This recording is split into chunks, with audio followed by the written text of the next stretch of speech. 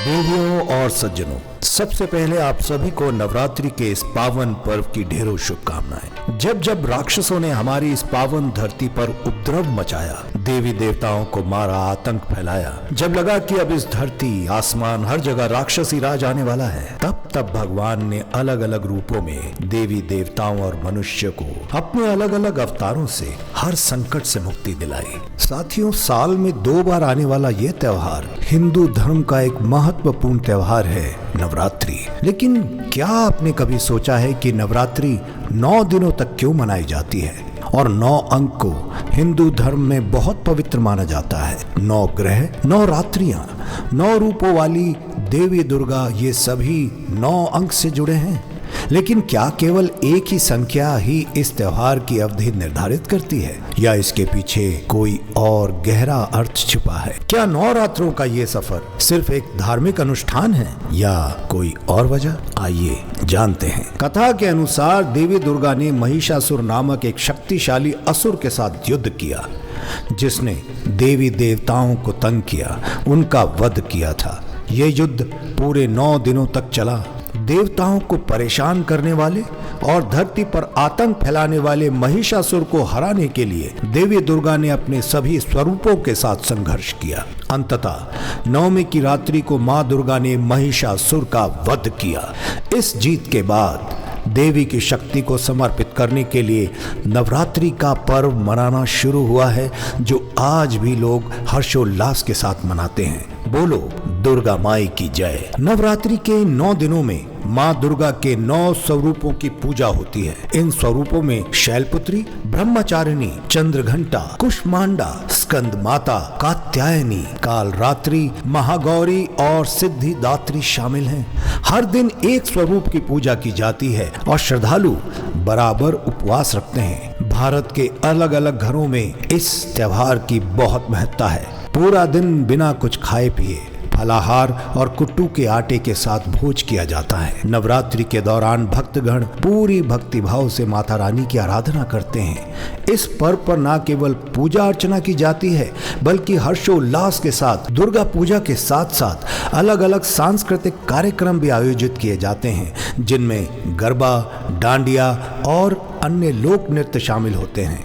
हर कोई अपनी मर्जी के अनुसार अपना त्योहार मनाता है। इस त्योहार में सबको पूरी छूट है। वो जिस तरह के भजन, वो जिस तरह के गाने और जिस तरह के नृत्य चाहें, उसके साथ अपना त्योहार मना सकते हैं। इस प्रकार नवरात्रि का पर्व केवल दुर्गा देवी की पूजा का अवसर नहीं है, बल्कि ये शक्ति, श्रद्धा और साहस का प्रतीक भी है। और ये हमें सिखाता है, चाहे कितनी बड़ी भी मुश्किल क्यों ना हो, सच्चे मन से की गई मेहनत और भक्ति से हर बाधा को पार किया जा सकता है। हर दिन अलग अलग देवी की आराधना तो की जाती है, लेकिन इस बात की जानकारी तो बहुत कम लोगों को है कि प्रत्येक देवी संसार में आई किस तरह। साथियों, नवरात्रि में दुर्गा पूजा के अवसर पर दुर्गा देवी के 9 रूपों की पूजा उपासना बहुत ही विधि विधान से होती है। इन रूपों के पीछे तात्विक अवधारणाओं का परिज्ञान धार्मिक, सांस्कृतिक और सामाजिक विकास के लिए बहुत जरूरी है। आइए जानते हैं माँ शैलपुत्री के बारे में। माँ दुर्गा को सर्वप्रथम शैलपुत्री के रूप में पूजा जाता है। हिमालय के वहां पुत्री के रूप में जन्म लेने के कारण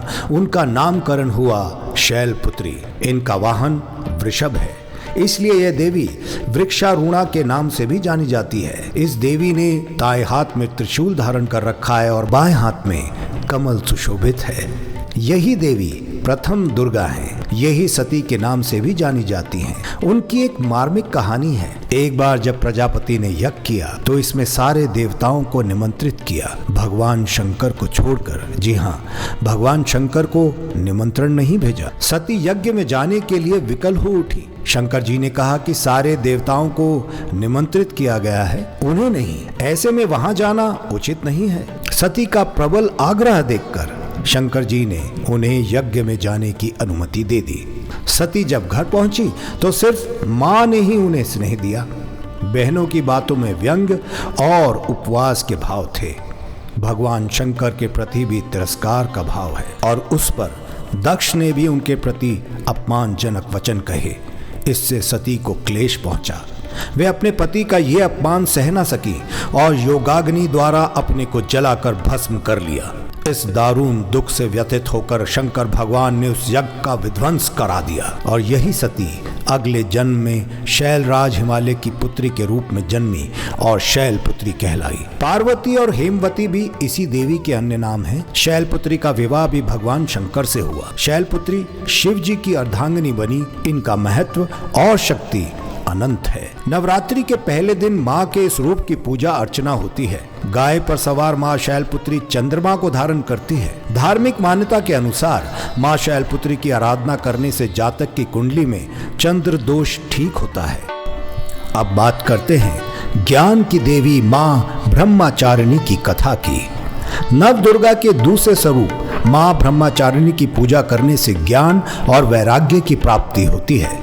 शास्त्रों में माँ पर हर रूप की पूजा विधि और कथा का महत्व बताया गया है। माँ ब्रह्मचारिणी की कथा जीवन के कठिन क्षणों में भक्तों को संबल देती है। ब्रह्मचारिणी का अर्थ तप की चारिणी यानी तप का आचरण करने वाली देवी का यह रूप ज्योतिर्गमय और अत्यंत भव्य है।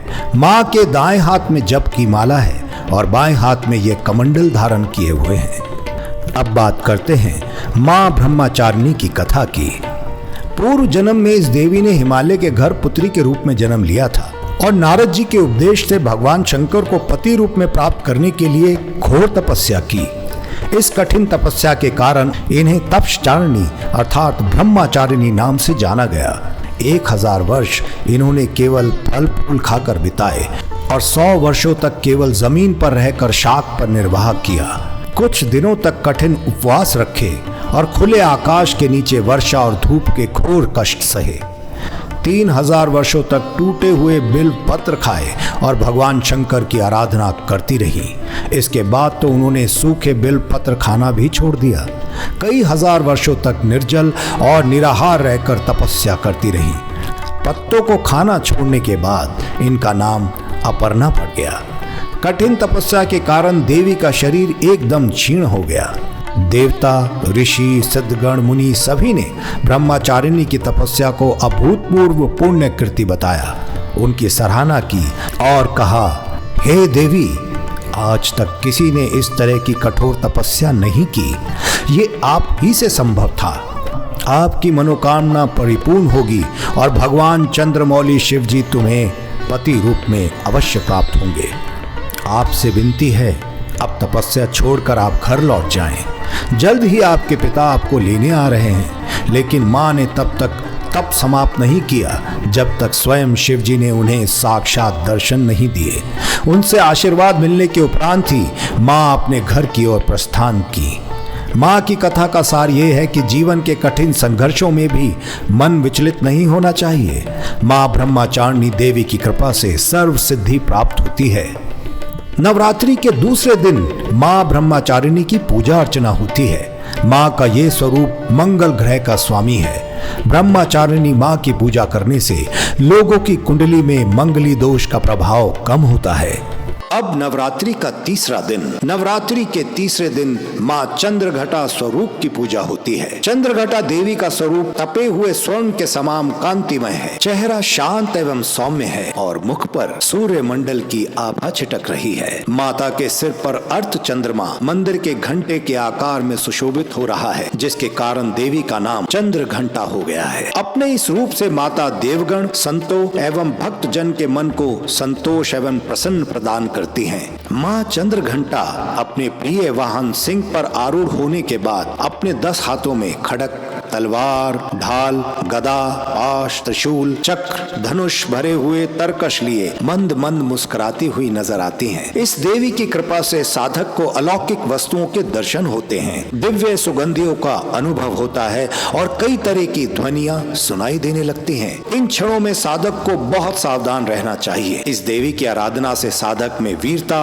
और निर्भयता के साथ ही सभ्यता और विनम्रता का विकास होता है। इसलिए हमें चाहिए कि मन, वचन और कर्म के साथ ही काया को विहित विधि विधान के अनुसार परिशुद्ध पवित्र करके चंद्रघंटा के शरणागत होकर उनकी उपासना आराधना करें। इससे सारे कष्टों से मुक्त होकर सहज ही परम पद के अधिकारी बन जाएंगे। ये देवी कल्याणकारी है। माँ चंद्रघंटा की पूजा करने से जातक के सभी पाप नष्ट हो जाते हैं और जन जन का डर समाप्त हो जाता है और जातक निर्भय हो जाता है। अब बताते हैं माँ चंद्रघंटा की कथा। देवताओं और असुरों के बीच लंबे समय तक युद्ध चला। असुरों का स्वामी महिषासुर था और देवताओं के इंद्र। महिषासुर ने देवताओं पर विजय प्राप्त कर इंद्र का सिंहासन हिला दिया और स्वर्ग लोक पर राज करने लगा। इसे देखकर सभी देवतागण परेशान हो गए और इस समस्या से निकलने का उपाय जानने के लिए त्रिदेव ब्रह्मा, विष्णु और महेश के पास गए। देवताओं ने बताया कि महिषासुर के अत्याचार के कारण अब देवता धरती पर विचरण कर रहे हैं और स्वर्ग में उनके लिए कोई स्थान नहीं है। यह सुनकर ब्रह्मा, विष्णु और भगवान शंकर को अत्यधिक क्रोध आया। क्रोध के कारण तीनों के मुख से ऊर्जा उत्पन्न हुई। देवगणों के शरीर से निकली ऊर्जा भी उस ऊर्जा से जाकर मिल गई और फिर ये 10 दिशाओं से व्याप्त होने लगी। तभी वहाँ एक देवी का अवतरण हुआ। भगवान शंकर ने देवी को त्रिशूल और भगवान विष्णु ने चक्र प्रदान किया। इसी प्रकार अन्य देवी देवताओं ने भी माता के हाथों में अस्त्र शस्त्र सजा दिए। इंद्र ने भी अपना वज्र और ऐरावत हाथी से उतरकर एक घंटा प्रदान किया। सूर्य ने अपना तेज और तलवार दिया और सवारी के लिए शेर दिया। देवी अब महिषासुर से युद्ध करने के लिए पूरी तरह से तैयार थी। उनका विशालकाय रूप देखकर महिषासुर यह समझ गया कि अब उसका काल आ गया है। महिषासुर ने अपनी सेना को देवी पर हमला करने को कहा। अन्य दैत्य और दानवों के दल भी युद्ध में कूद पड़े। देवी ने एक ही झटके में दानवों का संहार कर डाला। इस युद्ध में महिषासुर तो मारा गया, साथ में अन्य बड़े दानवों और राक्षसों का संहार माँ ने कर दिया। इसी तरह से माँ ने सभी देवताओं को असुरों से अभयदान दिलाया। नवरात्रि के तीसरे दिन माँ चंद्रघंटा की पूजा अर्चना करने वाले जातकों की जन्मपत्री में शुक्र दोष समाप्त हो जाता है। कुष्मांडा, माँ दुर्गा की चौथी शक्ति की पावन कथा। नवरात्रि में चौथे दिन देवी को कुष्मांडा के रूप में पूजा जाता है। अपनी मंद हल्की हंसी के द्वारा अंड यानी ब्रह्मांड को उत्पन्न करने के कारण इस देवी को कुष्मांडा नाम से अभिहित किया गया है। इस देवी की 8 भुजाएं हैं। पौराणिक कथा के अनुसार जब सृष्टि नहीं थी, चारों तरफ अंधकार ही अंधकार था, तब इसी देवी ने अपने इष्ट हास्य से ब्रह्मांड की रचना की थी। इसीलिए इसे सृष्टि की आदि स्वरूपा या आदि शक्ति भी कहा गया है। इस देवी का वास सूर्य मंडल के भीतर लोक में है। सूर्य लोक में रहने की शक्ति क्षमता केवल इन्हीं में है। इसलिए इनके शरीर की कांति और प्रभा सूर्य की भांति ही दैदीप्यमान है। इनके ही तेज से 10 दिशाएं अलौकित हैं। ब्रह्मांड की सभी वस्तुओं और प्राणियों में इन्हीं का तेज व्याप्त है। अंचल और पवित्र मन से नवरात्रि के चौथे दिन इस देवी की पूजा आराधना करनी चाहिए। इससे भक्तों के रोगों और शोकों का नाश होता है और उसे आयु, यश, बल और आरोग्य मिलता है। यह देवी अल्प सेवा और भक्ति से ही प्रसन्न होकर आशीर्वाद देती है। सच्चे मन से पूजा करने वाले को सुगमता से परम पद मिलता है। विधि विधान से पूजा करने वाले भक्त को कम समय में ही कृपा का शून्य भाव अनुभव होने लगता है। ये देवी आधियों व्याधियों से मुक्त कराती है और उसे सुख, समृद्धि और उन्नति प्रदान करती है।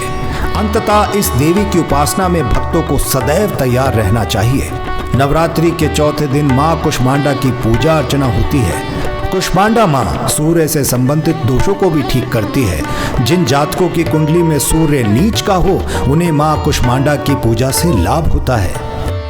माँ दुर्गा की 5वीं शक्ति की पावन कथा है स्कंद माता की कथा। स्कंद माता का रूप सौंदर्य अद्वितीय आभा लिए शुभ्र वर्ण का होता है। वात्सल्य की मूर्ति है स्कंद माता। मान्यता अनुसार संतान प्राप्ति हेतु माँ स्कंद माता की पूजा की जाती है। पहाड़ों पर रहकर सांसारिक जीवों में नव चेतना का निर्माण करने वाली स्कंद माता माँ है। कहते हैं इनकी कृपा से मूड भी ज्ञानी हो जाता है। स्कंद कुमार कार्तिकेय की माँ के कारण इन्हें स्कंद स्कंद माता नाम से अभिहित किया गया है। कुमार कार्तिकेय की रक्षा के लिए जब माता पार्वती क्रोधित होकर आदि शक्ति रूप में प्रकट हुई तो इंद्र भय से कांपने लगे। इंद्र अपने प्राण बचाने के लिए देवी से क्षमा याचना करने गए। कुमार कार्तिकेय का एक नाम स्कंद भी है, इसलिए माता को मनाने के लिए इंद्र देवताओं सहित स्कंद माता नाम से देवी की स्तुति करने लगे और इनका इसी रूप में पूजन भी किया। इस समय से ही देवी अपने 5वें स्वरूप में स्कंद माता रूप से जानी जाती है और नवरात्र के 5वें दिन इनकी पूजा का विधान तय हुआ है। शास्त्रों में इसका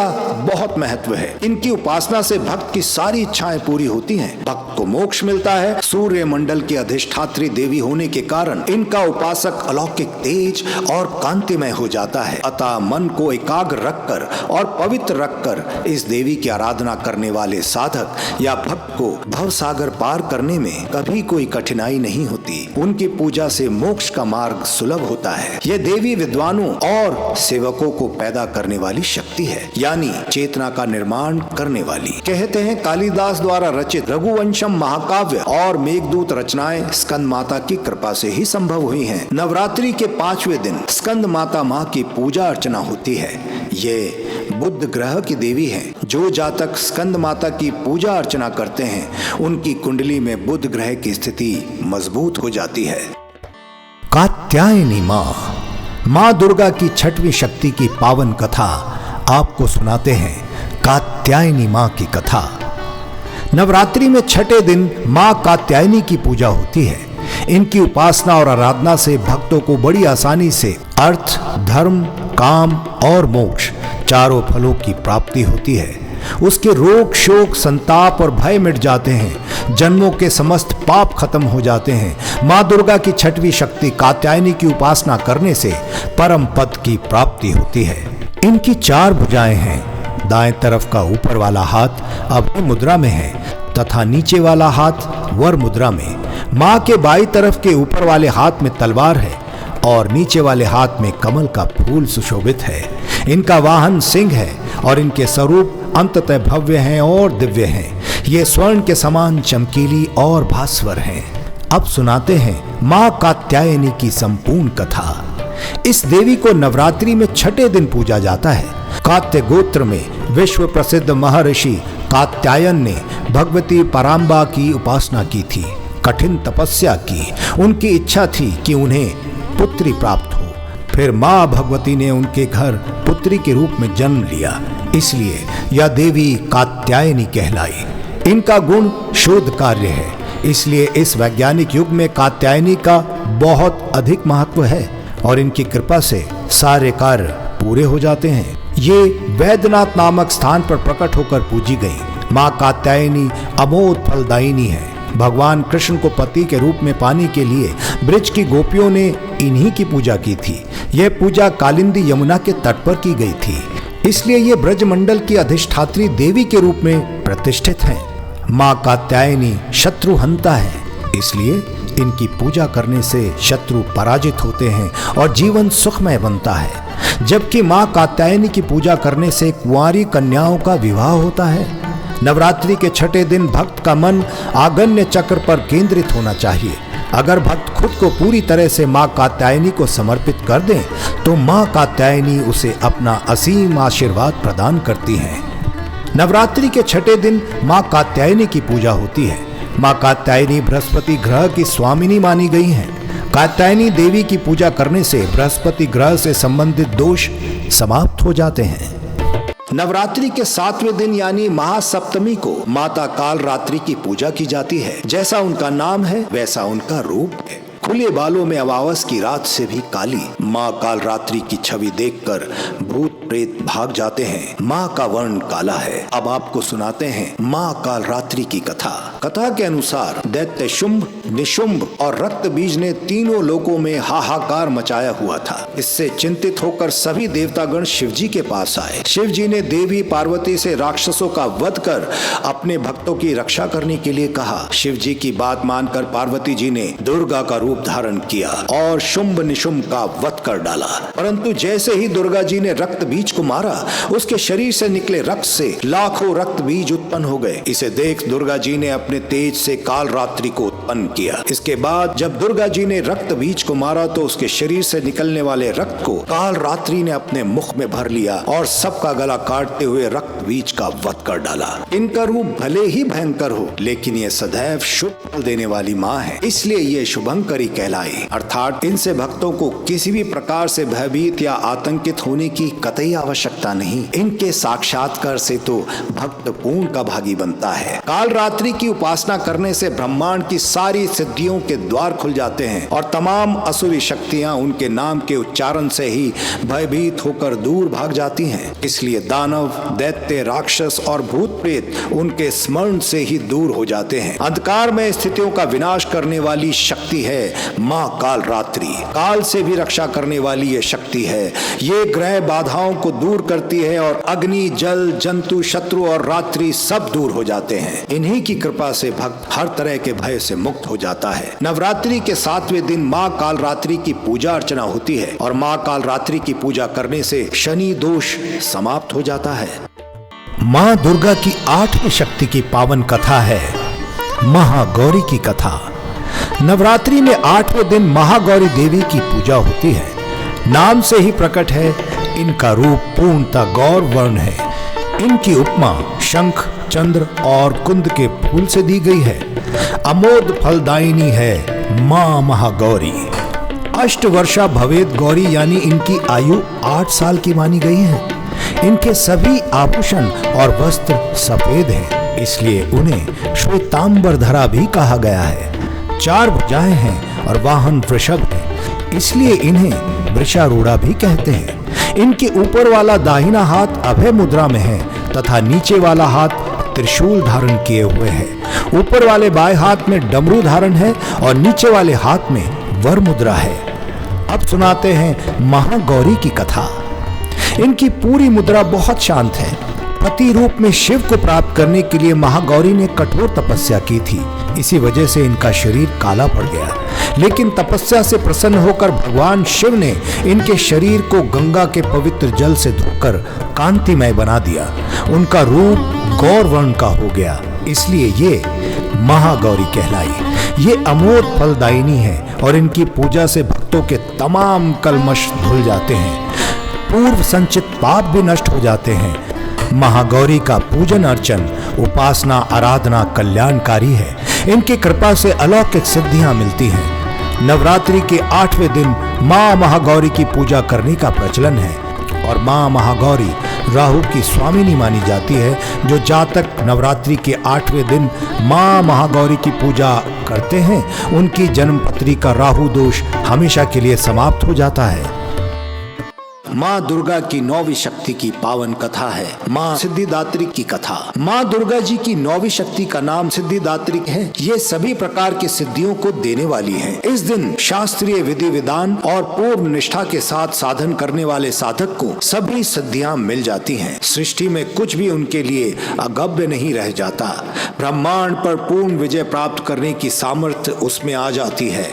नव दुर्गाओं में माँ सिद्धिदात्री अंतिम माँ है। हे माँ सर्वत्र विराजमान और सिद्धिदात्री के रूप में प्रसिद्ध अम्बे, मैं आपको बारंबार प्रणाम करता हूँ। हे माँ मुझे अपनी कृपा का पात्र बनाओ। माँ सिद्धिदात्री 4 भुजाओं वाली है। इनका वाहन सिंह है। ये कमल पुष्प पर भी आसीन होती है और इनकी दाहिनी तरफ के नीचे वाले हाथ में कमल पुष्प है। तो साथियों, प्रत्येक मनुष्य का कर्तव्य है कि वो सिद्धिदात्री की कृपा प्राप्त करने का नियंत्रण प्रयत्न करे। इनकी कृपा से अनंत दुख रूप संसार में निर्लिप्त रहकर सारे सुखों का भोग करता हुआ वो मोक्ष को प्राप्त कर लेता है। सिद्धिदात्री माँ के कृपा पात्र भक्त के भीतर कोई ऐसी कामना शेष नहीं रह जाती जिसे वो पूर्ण न कर पाए। वो सभी सांसारिक इच्छाओं, आवश्यकताओं और प्रभावों से ऊपर उठकर मानसिक रूप से माँ भगवती के दिव्य लोकों में विचरण करता हुआ, उनके कृपा रस पीयूष का निरंतर पान करता हुआ विषय योग शून्य हो जाता है। माँ भगवती का परम सानिध्य ही उसका सर्वस्व हो जाता है। इस परम पद को पाने के बाद उसे अन्य किसी भी वस्तु की आवश्यकता नहीं रह जाती। माँ के चरणों का सानिध्य प्राप्त करने के लिए हमें निरंतर नियमनिष्ठ रहकर उनकी उपासना करनी चाहिए। माँ भगवती का स्मरण, ध्यान, पूजन हमें इस संसार की आसरता का बोध कराते हुए वास्तविक परम शांतिदायक अमृत पद की ओर ले जाता है। आज के युग में इतना कठिन तप जो कोई भी करता है वो माँ की कृपा का पात्र बन जाता है। अन्य 8 दुर्गाओं की पूजा उपासना शास्त्रीय विधि विधान के अनुसार करते हुए भक्त दुर्गा पूजा के 9वें दिन इनकी उपासना में प्रवृत्त होते हैं। इन सिद्धिदात्री माँ की उपासना पूर्ण करने के बाद भक्तों और साधकों की लौकिक परलौकिक सभी प्रकार की कामनाओं की पूर्ति होती है। नवमी के दिन माँ सिद्धिदात्री की पूजा की जाती है। देवी के इस स्वरूप को केतु ग्रह की स्वामिनी माना गया है। जो जातक नवमी के दिन माँ सिद्धिदात्री की पूजा अर्चना करते हैं उनके जीवन के केतु का दोष हट जाता है। जय दुर्गा माँ।